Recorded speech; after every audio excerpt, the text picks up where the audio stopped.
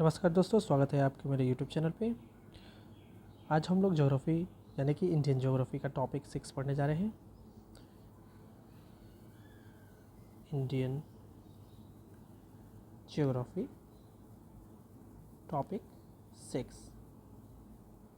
5 topic हम लोगों ने पढ़ लिया है और यह है 6वां टॉपिक, जिसमें हम लोगों ने पिछले क्लास में ये चर्चा किया था कि हम लोग 6वें टॉपिक में mountain ranges and hills of south and central India के बारे में अध्ययन करेंगे। तो चलिए सेशन को शुरू करते हैं बिना समय बर्बाद किए हुए।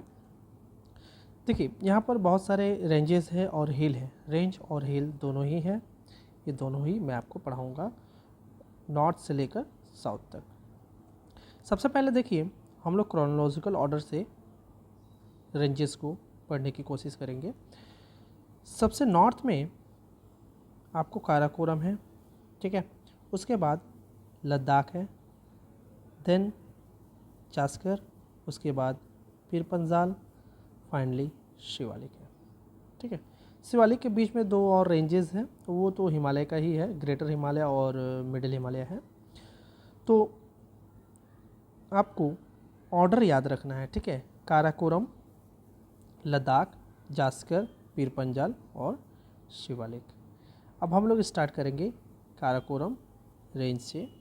काराकोरम रेंज कितने दूर तक फैला हुआ है, इसके ऊपर कौन सी हाईएस्ट पीक है, कौन से स्टेट में या फिर यूनियन टेरिटरी में ये है, ये सारे के सारे हम लोग अभी चर्चा में लाएंगे। तो चलिए शुरू करते हैं काराकोरम से।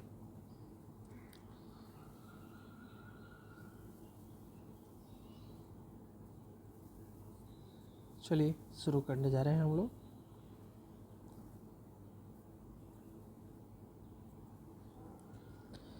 देखिए, काराकोरम एक रेंज है, ठीक है, पर्वतीय श्रृंखला है और ये आपको ट्रांस हिमालय के अंतर्गत देखने को मिलेगा। यानी कि काराकोरम, लद्दाख और जास्कर, ये तीनों के तीनों, काराकोरम,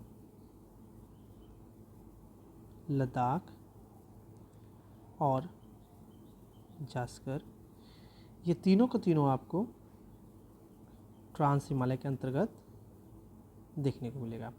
अब ट्रांस हिमालय क्या है? ट्रांस हिमालय वो हिमालय है जो ग्रेटर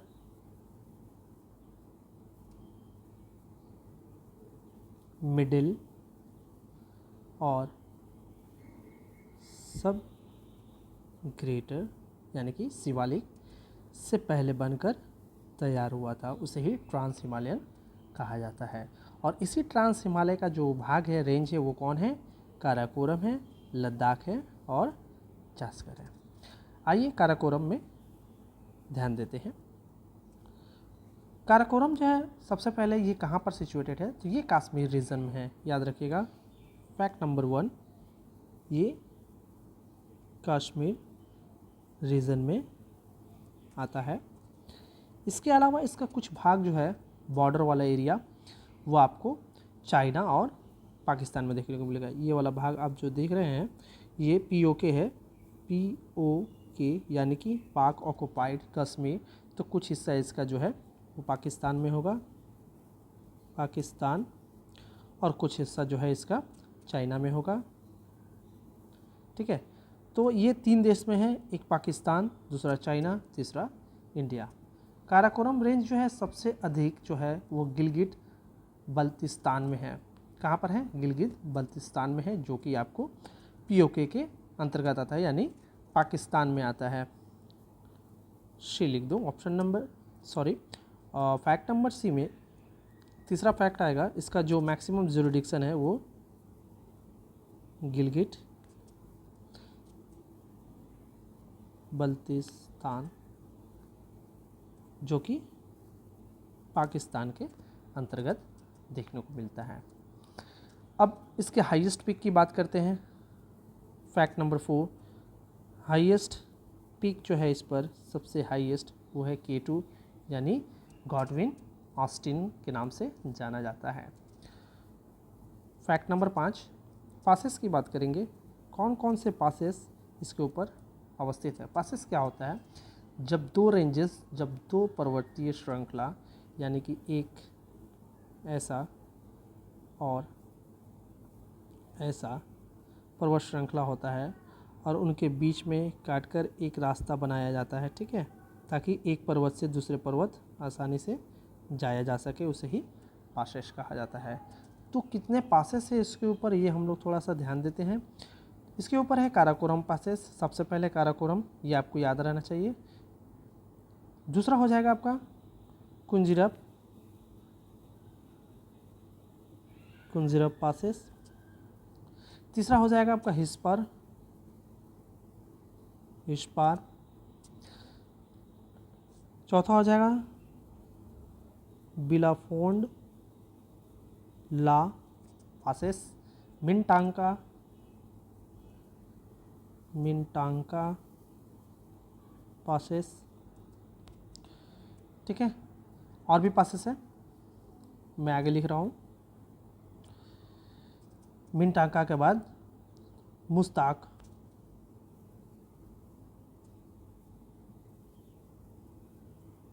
मुस्ताक पास, ठीक है। ये सारे के सारे पासेस जो हैं आपको काराकोरम में देखने को मिलेंगे। हाईएस्ट पीक मैंने आपको बता दिया K2 गार्डविन ऑस्टिन है। और नेक्स्ट फैक्ट जो होगा इसकी ऊंचाई, एलिवेशन, एलिवेशन जो है वो 8611 मीटर है, ठीक है। लेंथ, लेंथ अगर आपसे पूछे तो लेंथ होगा इसका 500 किलोमीटर, ठीक है। तो इतना सारा जानकारी आपको याद रखना है काराकोरम से, याद रहेगा। चलिए अब हम लोग मूव करेंगे अपने नेक्स्ट रेंज पर। सबसे पहले इसे हम लोग रब कर देते हैं।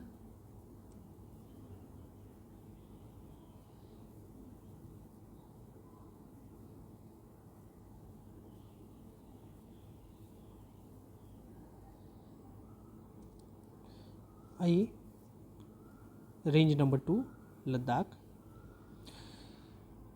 देखिए लद्दाख रेंज जो है वो लद्दाख वाले रीजन पे ही है, लद्दाख नाम से आपको पता चलता होगा। इसका मैक्सिमम भाग भी जो है वो फैक्ट नंबर 1, फैक्ट मैं आपको बता दूं, बल्तिस्तान, पाकिस्तान में है, ठीक है। मैक्सिमम भाग जो है इसका पाकिस्तान में है। इसका जो स्ट्रेचिंग है, फैलाव है, वो 370 किलोमीटर है, यानी कि लेंथ जो है 370 किलोमीटर है। और एक चीज़, लद्दाख के उत्तर में शियोक रिवर बहती है। यहाँ पर मैं आपको पॉइंट आउट करके बता देता हूँ। ये वाला एरिया देख रहे हैं, ये है शियोक रिवर का, और ये वाला जो नदी है ये है सिंधु नदी, ठीक है, सिंधु, और ये है श्योक। तो लद्दाख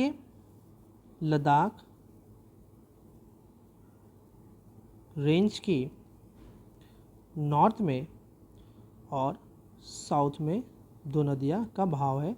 नॉर्थ में आपको श्योक और साउथ में आपको सिंधु नदी देखने को मिलेगा, जैसे मैंने यहाँ पर आपको बताया है, ठीक है। और लंबाई भी मैंने आपको बता ही दिया है इसका। और लद्दाख का जो डिस्ट्रिक्ट यानी जो कैपिटल है, कैपिटल भी मैं आपको बता दे रहा हूँ। लद्दाख का जो कैपिटल है लेह, वो इसके फुटप्रिंट में है। मतलब ये वाला भाग जो आप जो देख रहे हैं, ये वाला एरिया यहाँ पर लेह पड़ता है, ठीक है।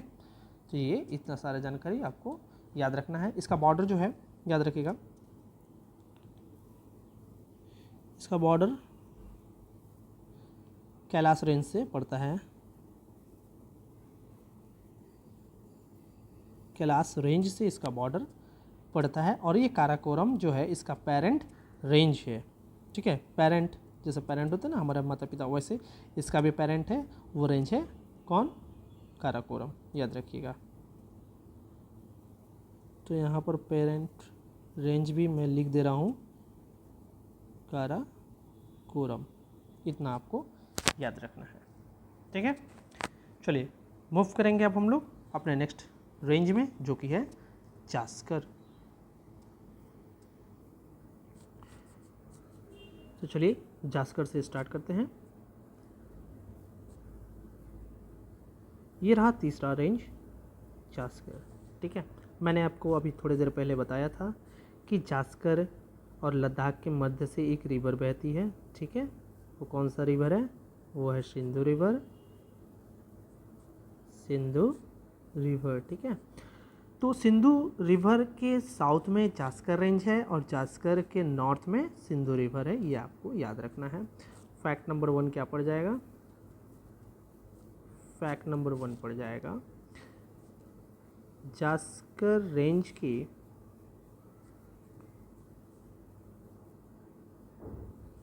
नॉर्थ में कौन सा रिवर है? सिंधु रिवर है। और सिंधु रिवर के साउथ में कौन सा रेंज है? तो जास्कर रेंज है। ठीक है, लोकेशन क्या रहेगा? कारगिल। ये कारगिल से 250 किलोमीटर साउथ में है। ठीक है, फैक्ट याद रखिएगा, कारगिल से कारगिल से जास्कर जो रेंज है वो 250 किलोमीटर साउथ में है, ये आपको याद रखना है। ठीक है, और ये भी यूनियन टेरिटरी यूटी लद्दाख में पड़ता है। तो इतने सारी जानकारी आपको याद रखने पड़ेंगे। चलिए अब हम लोग मूव करेंगे अपने नेक्स्ट रेंज में जो कि रहेगा हमारा पीर पंजाल। चौथा जो रेंज रहेगा हमारा पीर पंजाल।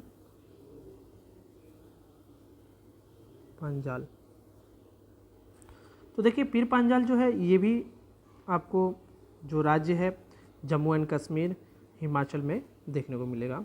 लोकेशन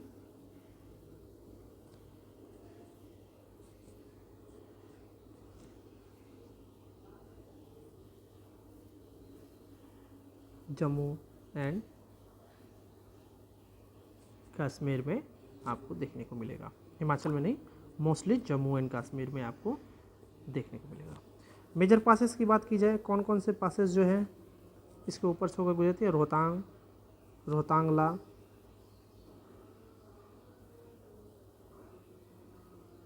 एक पीर पंजाल,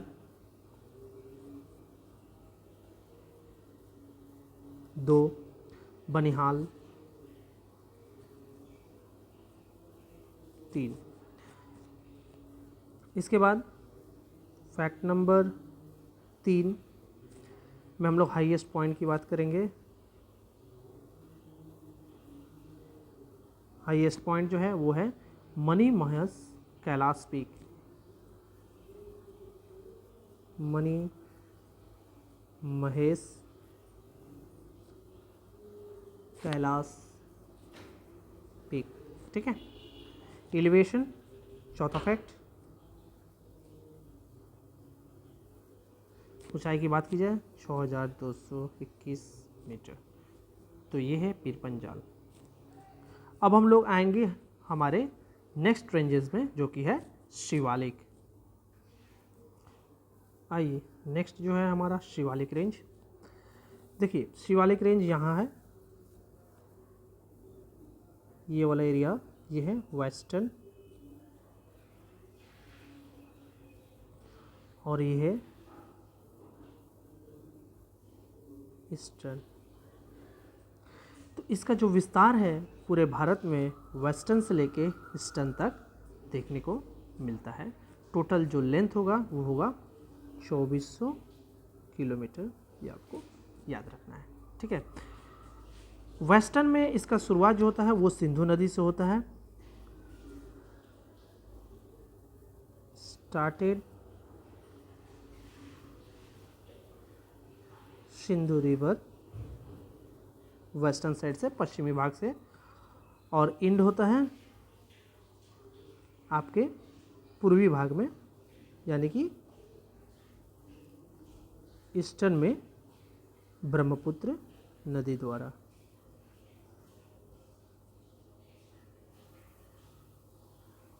पुत्र रिवर द्वारा जो रिवर यहाँ से इंटर करता है, ब्रह्मपुत्र यहाँ से आते हुए इधर से इंटर करता है। ब्रह्मपुत्र का जो नाम है तिब्बत में उसे शांगपो शांगपो और इसे अरुणाचल प्रदेश में सियांग या फिर सियांग या दिहांग रिवर, यही जो है बाउंड्री बनाता है शिवालिक का ईस्टर्न साइड में हिमालय का। ठीक है, उसके बाद हिमालय जो है दक्षिण की तरफ मूव करने लगता है। ठीक है, मूव करने के बाद वो कुछ भाग यहाँ पर पानी में डूब जाता है। उसके बाद यहाँ पर अंडमान निकोबार जो हिमालय का ही एक रूप है। ठीक है, तो जो भाग दक्षिण की तरफ मुड़ जाता है उसे हम लोग अराकान योमा के नाम से जानते हैं, जो कि भारत और म्यांमार के बीच में बॉर्डर बनाने का काम करता है। ठीक है, और दिहांग शियांग जो है अरुणाचल प्रदेश में कहा जाता है। ब्रह्मपुत्र जो है इसे असम में कहा जाता है, अरुणाचल प्रदेश में दिहांग, और शांग को तिब्बत में कहा जाता है। ठीक है, चलिए इसके अलावा 2400 किलोमीटर इसका लेंथ मैंने बता दिया। आइए हाईएस्ट पॉइंट देख लेते हैं। हाईएस्ट पॉइंट जो है इसका चंगबांग, इसका हाईएस्ट पॉइंट है। पासेस की बात करें तो पासेस है मोहन पास। ठीक है, शिवालिक को ही सब आउटर हिमालय के नाम से जाना जाता है, ऑल्सो नॉन एज सब आउटर हिमालय, ये आपको याद रखना है।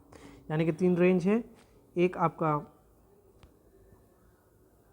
ये ग्रेटर, दूसरा मिडिल, तीसरा शिवालिक। ठीक है, ये है 3 रेंज, उसमें से ये वाला जो रेंज है वही है सब आउटर हिमालय। आशा करूँगा यहाँ तक कोई दिक्कत न हुआ हो। अब हम लोग मूव करेंगे अपने नेक्स्ट हिल में और रेंज में, जो कि रहेगा हमारा अरुणाचल प्रदेश की तरफ। आइए अरुणाचल प्रदेश में चलते हैं। देखिए डफला हिल्स, मीरी और मिसमी हिल्स, ये तीनों के तीनों जो हिल्स हैं वो आपको कहाँ देखने को मिलेंगे? अरुणाचल प्रदेश में देखने को मिलेंगे। ठीक है, ये तीनों के तीनों अरुणाचल प्रदेश, ठीक है, यहाँ पर देखने को मिलेंगे। लेकिन एक चीज़ याद रखिएगा, ये जो डफला हिल्स है ये अरुणाचल प्रदेश प्लस असम दोनों में ही इसका विस्तार है। समझ में आया? ये वाला एरिया जो आप देख रहे हैं, जो मैं पॉइंट आउट कर रहा हूँ, ये पूरा का पूरा एरिया जो है अरुणाचल प्रदेश का है। ठीक है, उसके बाद यहाँ से कुछ एरिया जो है वो नागालैंड का चला जाता है। देन उसके बाद का एरिया मणिपुर को जाता है। देन उसके बाद का एरिया मिज़ोरम को जाता है। और फाइनली ये वाला एरिया त्रिपुरा का है।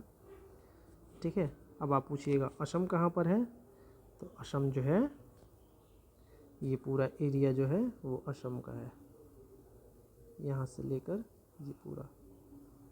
ठीक है, मेघालय कहाँ पर है?